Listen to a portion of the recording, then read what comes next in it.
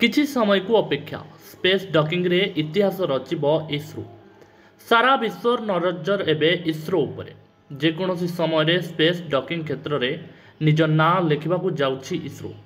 ଖୁବ୍ ଶୀଘ୍ର ଇସ୍ରୋ ପକ୍ଷରୁ ଆସିବାରେ ବଡ଼ ଖବର। ସ୍ପେସ୍ ଡକିଂ ପାଇଁ ଇସ୍ରୋର ରିହର୍ସାଲ ହୋଇଯାଇଛି। 2 ଉପଗ୍ରହ ଅର୍ବିଟ୍ 3 ମିଟର ଦୂରତାକୁ ଆସିବା ପରେ ପୁଣି ନିଜ ନିଜ ସ୍ଥାନକୁ ଫେରି ଯାଇଛନ୍ତି। ଆଜି ଫାଇନାଲ ଡକିଂ ହେବ ଆଉ ଏହା ସଫଳ ହେବା ପରେ ଇସ୍ରୋ ଆଉ ଏକ ମାଇଲଖୁଣ୍ଟ ଅତିକ୍ରମ କରିବ। ଇସ୍ରୋର ଏହି ପ୍ରୟାସ ସଫଳ ହେବା ପରେ ସ୍ପେସ୍ ଡକିଂ କରିବାରେ ଭାରତ ହେବ ବିଶ୍ୱର ଚତୁର୍ଥ ଦେଶ। ଏହା ପୂର୍ବରୁ ଆମେରିକା, ରୁଷିଆ ଓ ଚୀନ ଏହି ଉପଲବ୍ଧି ହାସଲ କରିଛନ୍ତି। ଇସ୍ରୋର ସ୍ପେସ୍ ଡକିଂ ସଫଳ ହେଲେ ମହାକାଶ ଗବେଷଣାରେ ଭାରତ ଆଉ ଏକ ପାଦ ଆଗକୁ ଯିବ।